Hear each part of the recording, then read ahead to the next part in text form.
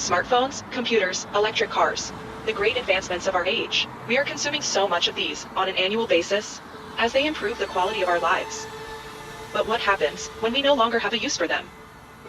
It becomes a global problem that piles up. As electronic waste. As the increase in annual e-waste is rising steadily by 2 million tons per year, it is expected that in just 10 years, our yearly electronic waste will surpass 74 million tons in 2030. As rates of electronics consumption spike, in line with rising incomes of growing middle classes, the world is witnessing increasing complexities of trade in electronics, may it be second-hand electronics for resale, repair, or other purposes.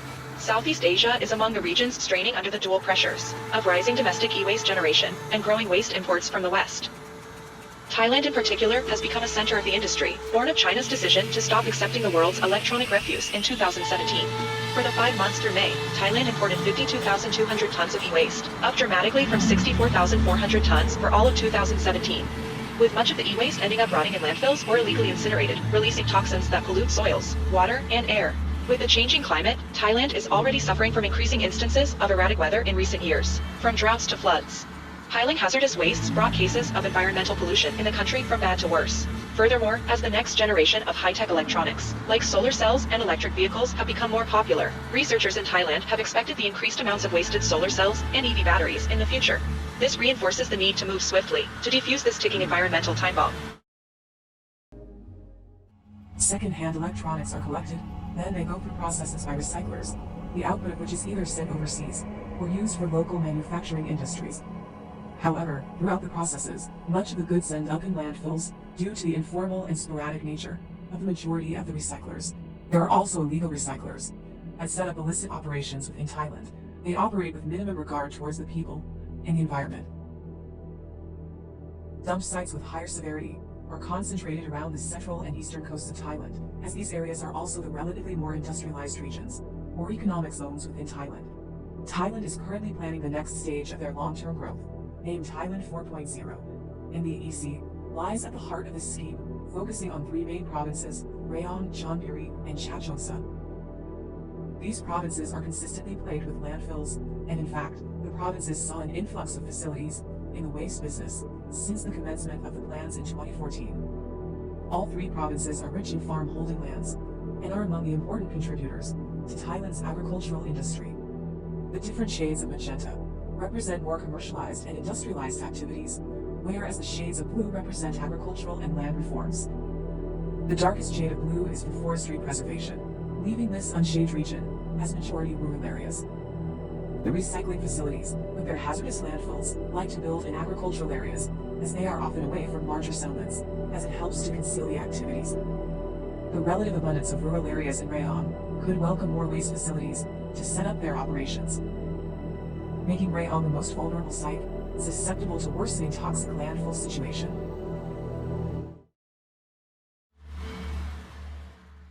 Business was booming for Pitch, owner of a nearby recycling company. He sources about a quarter of his e-waste from overseas, and the rest from seasonal waste collectors like me, who earn little more than 25 US cents per kilogram of e-waste. I collect and sell second-hand or unwanted electronics from fellow villagers and city dwellers during the off-season of my rubber plantation. That is what most of the farmers like me are doing, in light of the increasing unpredictable weather that increases crop failures, as well as spreading industrial pollution that surrounds our farmlands.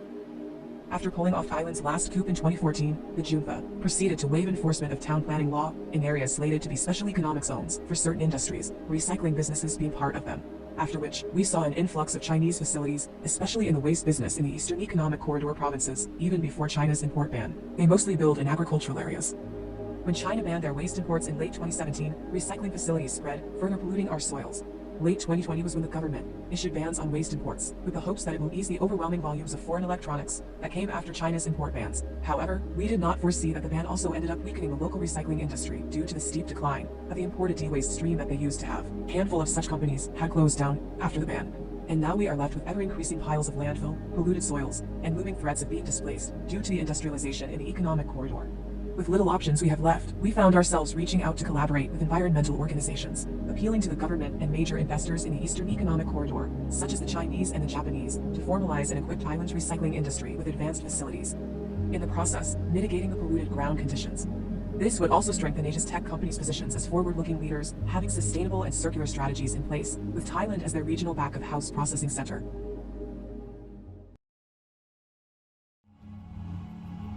Locations of major landfills are first identified, as well as areas at flood risk by 2040, 2070, and 2100. To organize infrastructural strategies on site, geometrical packing explorations were done. After which, the grid is meshed onto the site, based on topography and its relationship to the river.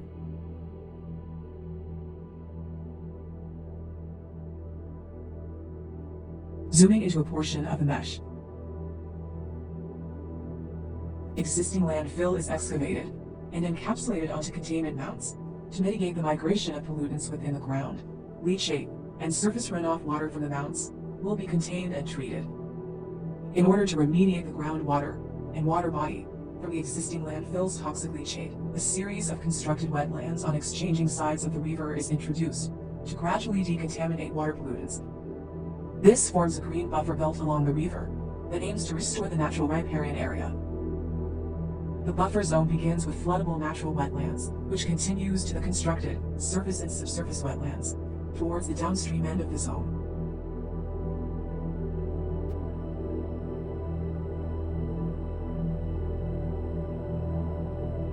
As for the moderately polluted grounds, in between the encapsulated landfill and the constructed wetland, the grounds are also excavated and placed on adjacent grounds to allow for better containment and further treatment of pollutants through phytoremediation. This process generates primary and secondary channels, which are later used for vehicle and pedestrian circulation.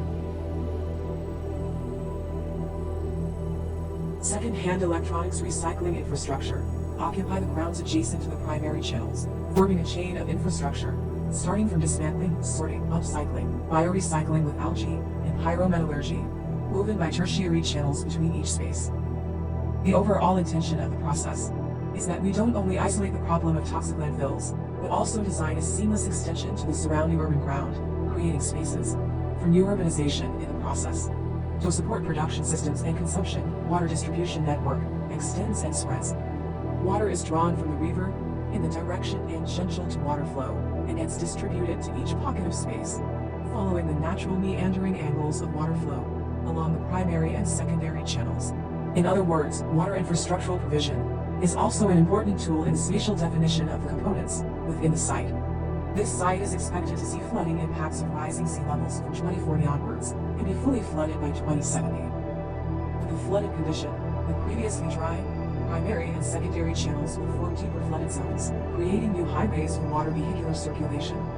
Also, existing town sediments will migrate towards new nodes of growth, where the furnace slag generated as a byproduct in the recycling facility is processed into building material. Areas further away from landfill leachates are first occupied to allow more time for the polluted grounds to undergo phytoremediation. New nodes will eventually occupy the rest of the spaces, with the ridges possibly serving as shared public spaces in the future, as well as points of reference to the landscape mesh formed during the earlier phases.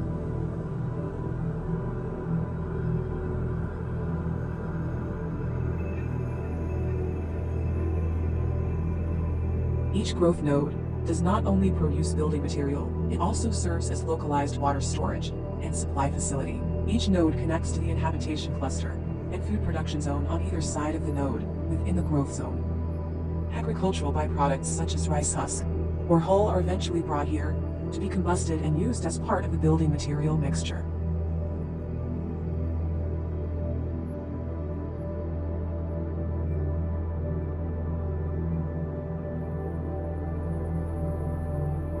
Cores of the residential clusters also serve as temporary satellite wastewater collection points before the wastewater is brought to the localized wastewater treatment facility. Here, a symbiotic relationship is formed between wastewater and algae, as the sludge is fed to the cultivated algae as nutrients, while the algae serve as an agent to treat the wastewater. Algae cultivation modules are in hexagonal volumes for more efficient packing, the flexibility of parts functions, and attachments of other systems onto the aggregation.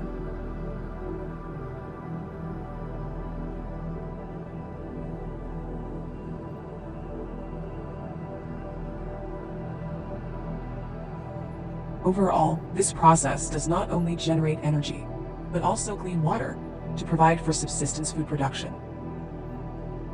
Any surplus effluent is then pumped back to the water treatment facility within the constructed wetlands zone before being discharged back to the river. Components within the site anchor to the adjacent mounds at their bases. The upper public platform connects the clusters together and brings people within the area to the mounds as they land onto the mounds at a higher level. Overall, we will see the regeneration of the community within this healed and healing landscape, which we're facing imminent obsolescence.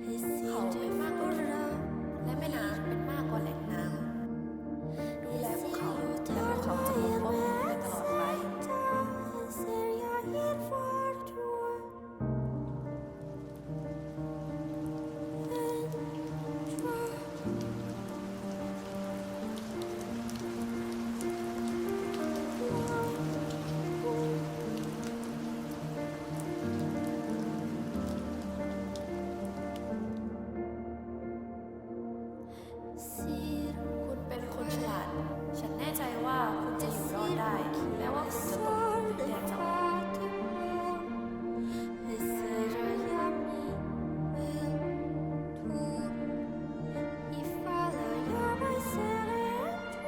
จงจำไว้เสมอว่าธรรมชาติอยู่ไม่รอดโดยลำพังจากเรื่องร้ายๆสู่ความรอดมันผูกพันกับพลังในอดีตและในปัจจุบัน